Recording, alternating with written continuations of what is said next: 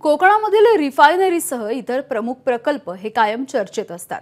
सरकारचं धोरण कोकणामधल्या प्रकल्पांच्या संदर्भात नेमकं कसं असणार याची कोकणी माणसासह प्रशासकीय पातळीवरती चर्चा सुरू झाली आहे। या निमित्ताने कोकणामधील प्रकल्पांची पार्श्वभूमी काय, नवीन सरकारचं धोरण नेमकं कसं असेल, कोकणामधल्या लोकप्रतिनिधींना नेमकं काय वाटतं आणि सामान्य लोकांच्या नेमक्या अपेक्षा काय आहेत बघूयात।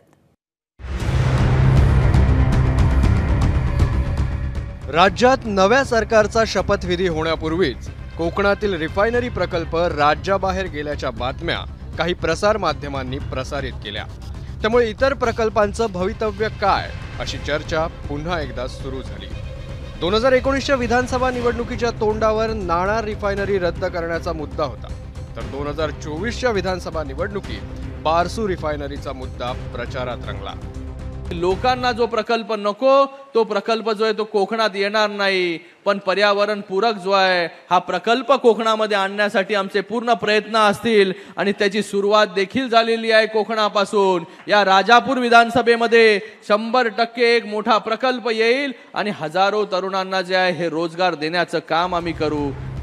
या सगळ्या घडामोडींच्या पार्श्वभूमीवर नाणारमधील रिफायनरी समर्थक पुढे सरसावले। त्यांनी नाणार भागात 10,000 एकर जागेची संमती असून राज्य सरकारनं त्या ठिकाणी प्रकल्प करावा अशी मागणी पुन्हा एकदा केली आहे। जर कोकणामध्ये यापुढे औद्योगिकरण झालं नाही तर कोकणाचा वृद्धाश्रम होईल, कारण आताची युवकांची जी पिढी आहे ती हळूहळू पुणे आणि मुंबईला चाललेली आहे।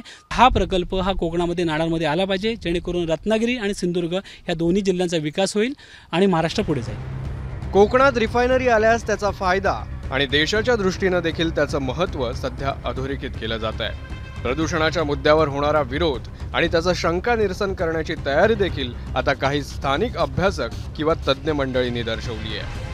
हवेमधले जे मुख्यत्वे सल्फर जे आहे ते नॉर्म्स एवढे कमी आहेत, त्याच्यामुळे ही जी भीती आहे की ह्याच्यामुळे प्रदूषण होणार आहे ही नाहीच्या बरोबर आहे।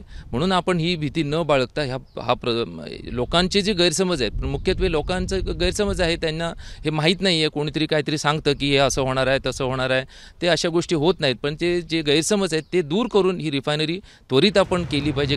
गेल्या जवळपास 7 वर्षांपासून कोकणातल्या रिफायनरीचं हे घोंगडं भिजत पडलंय। त्यामुळे संबंधित कंपन्या कोकणात गुंतवणूक करण्यास तयार नसल्याचं बोललं जात आहे। 2016 मध्ये कोकणात रिफायनरी प्रस्तावित करण्यात आली। 2017 मध्ये राजापूर तालुक्यातील नाणार इथं जमीन अधिग्रहणाचा निर्णय घेण्यात आला। स्थानिकांसह अखंड शिवसेनेनं सुरुवातीला विरोध केला। 2019च्या लोकसभा आणि विधानसभेसाठी शिवसेना भाजप युती झाली आणि कोकणातला नाणार इथला रिफायनरी प्रकल्प रद्द करत असल्याची घोषणा संयुक्तिक पत्रकार परिषदेत करण्यात आली। 2020-21 मध्ये राज्यात महाविकास आघाडी सरकार असताना बारसू आणि सोलगाव या राजापूर तालुक्यातील गावांमध्ये रिफायनरीचा प्रस्ताव मांडला गेला। तत्कालीन मुख्यमंत्री उद्धव ठाकरेंनी पंतप्रधान नरेंद्र मोदी यांना एक पत्र लिहून रिफायनरीबाबत राज्य सरकारची भूमिका सकारात्मक असल्याचं कळवलं। जून 2022 मध्ये स्थानिकांनी रिफायनरीचा सर्वे रोखला आणि त्यानंतर पुन्हा एकदा बारसू आणि सोलगावमध्ये रिफायनरी विरोध पुढे आला। रिफायनरीच्या बाबतीतलं धोरण त्यावेळी देखील सांगितलेलं आहे की कुठेही काही लादायचं आम्हाला नाही, तिथल्या लोकांवर जबरदस्ती करायची नाही। तिथल्या लोकांना जर तो प्रोजेक्ट नको असेल, त्यांच्यामध्ये परिवर्तन झालं तर बघू, परंतु नको असेल तर लादण्याचा काही प्रश्नच येत नाही। बारसू भागातील रिफायनरी विरोधकांनी प्रदूषणकारी प्रकल्पाविरोधात आपला लढा कायम असल्याचं म्हटलंय। जर का नवीन सरकारने रिफायनरी लादायचा प्रयत्न केला तर आम्ही विरोधासाठी सज्ज आहोत। तुम्ही रासायनिक प्रकल्प सोडून दुसरे कुठचेही उद्योगधंदे आणा, त्यासाठी जे काही लागणारं सहकार्य मदत जी काही करायची असेल ते आम्ही करायला तयार आहोत। धन्यवाद। सध्या कोकणातील तरुण तरुणींचं रोजगारासाठी होणारं स्थलांतर 70%हून जास्त आहे। गावं ओस पडतात, त्यामुळे नवीन प्रकल्प किंवा नव्या सरकारचं प्रकल्पस्नेही धोरण कोकणातील लोकांचं होणारं स्थलांतर रोखण्यासाठी नव्या उद्योगांसाठी काय असणार आहे हे पाहावं लागेल। त्यावरच कोकणच्या विकासासह आर्थिक घडीची गणितं निश्चित होणार आहेत। अमोल मोरे, एबीपी माझा, रत्नागिरी। एबीपी माझा, उघडा डोळे बघा नीट।